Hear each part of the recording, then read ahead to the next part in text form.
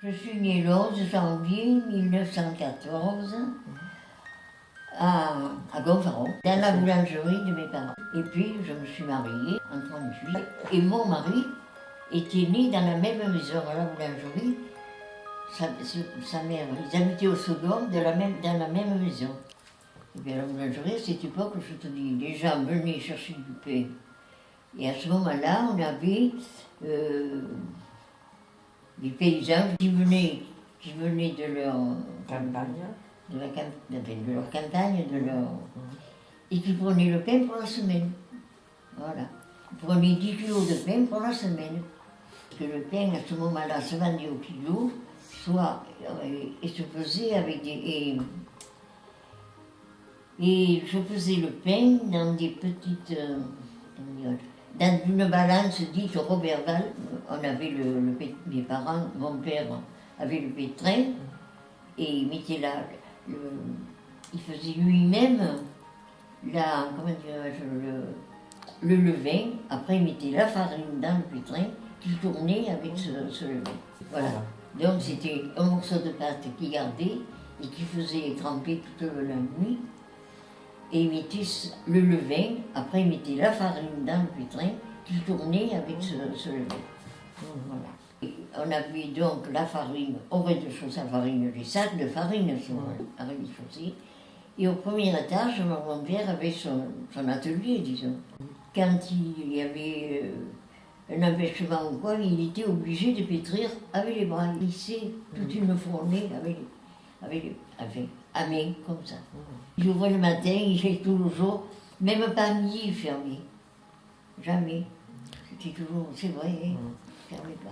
On avait une grosse clientèle. Il y avait quand même 1, 2, 3. Je crois qu'il y avait 4 boulangeries. Je me rappelle même, alors il y avait même une dame, c'était la mère d'Henriette qu'on voyait là. Elle venait de Pugerville, cette dame, et elle vendait des légumes. Elle s'arrêtait toujours, elle le vendait sur la place. Elle venait à la maison pour prendre le pain, tellement elle le trouvait bon. Comment on appelle ça, les minotiers qui arrivaient de Marseille, ce monsieur, ils vendaient de la farine, ils vendaient la qualité de farine, et plusieurs. Et papa, il prenait toujours la bonne qualité, c'était beaucoup plus cher, mais ça fait rire. Je suis restée jusqu'à à la maternelle, ici, je suis allée. Et après, j'étais partie à Draguignan. J'avais 10 ans, je pense. Et après, j'étais à l'école, là. Quand il y avait la fête de Gonfaron ici, je me rappelle très bien, là, le bal, il était sur la place, parce que la place, elle n'était pas comme ça, je veux dire, il n'y avait pas c'était la place comme ça. Et alors, il faisait le tour du bal avec tout le tour du bal, c'était fermé. Dedans, les mamies, elles s'asseyaient, il y avait des bancs, et les gens, ils dansaient, là, comme ça. Et monsieur Bartoli, là, lui, il était très... pour la fête. Il faisait le tour avec l'âne, avec les ailes. Il faisait le tour de l'âne dans tout le village. Et la farandole. Il partait en farandole devant la mairie. Tous les gamins, moi je me rappelle, tout petits, ils avaient des flammes qu'ils allumaient et ils faisaient la farandole. Ils partaient de la mairie, ils montaient jusqu'à la gendarmerie ancienne là-haut, et ils faisaient tout le tour du village jusqu'en bas à l'école de garçons. Pour ceux qui ne me connaissent pas, René Clérian, natif de Gonfaron, ça fait pas mal de temps, je crois, puisque c'était en 1924, mais disons que Gonfaron est toujours resté dans mon cœur, j'ai toujours été amoureux de Gonfaron, parce que j'y ai passé une partie de ma vie, une grosse partie même, et disons que c'est un village qui pour moi représente quelque chose de très très important. C'est ma grand-mère qui était native de Colombrières et qui habitait presque en face la grande fontaine. Et un jour de grand vent, je ne me rappelle plus, je connaissais la date de la journée là. Un jour de grand vent, il y avait un platane et il y a une branche qui a balayé. Il y avait une boule au-dessus, en haut. de la colonne et a fait tomber cette boule sur le bord de la fontaine et a tapé et est allé atterrir sur la poitrine de ma grand-mère et elle est décédée ce jour-là. Après, il y a eu naturellement un tas de choses qui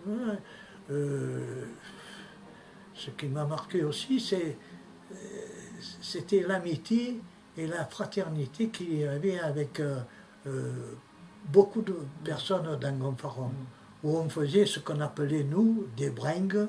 C'était des repas bien étudiés, d'ailleurs, hein, à Saint-Jean, en bas. On appelle encore Riri Bonus. Oui. Il nous faisait des choses extraordinaires. Et où il excellait, c'était dans une bouillabaisse. La bouillabaisse de Riri Bonus, j'en ai jamais mangé de meilleure.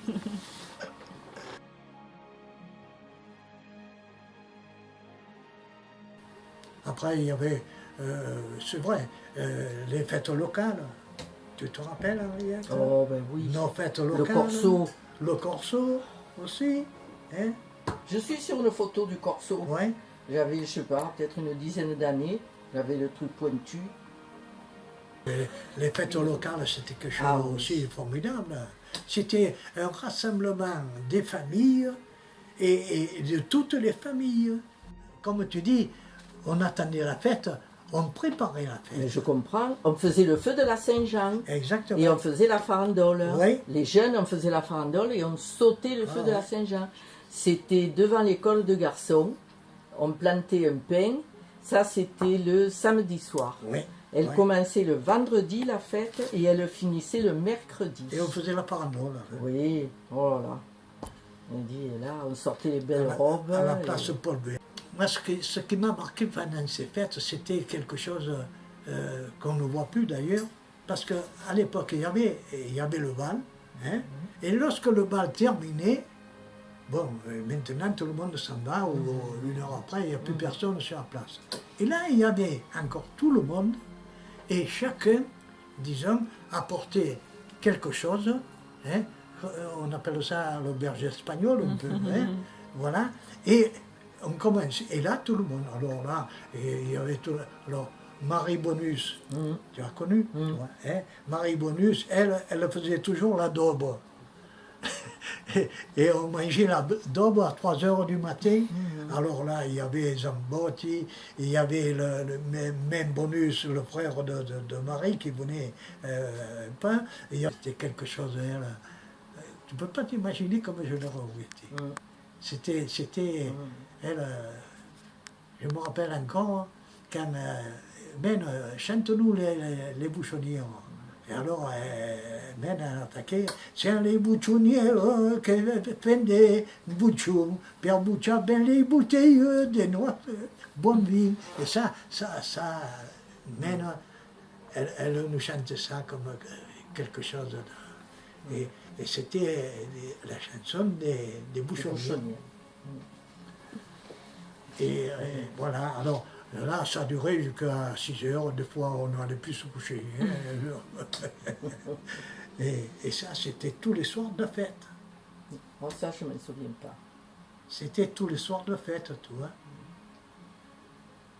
C'est vrai que la fête de Gonfaron, mais comme tu n'y avais pas les boîtes de nuit, il n'y avait rien, on n'avait que ça pour s'amuser. Ah oui,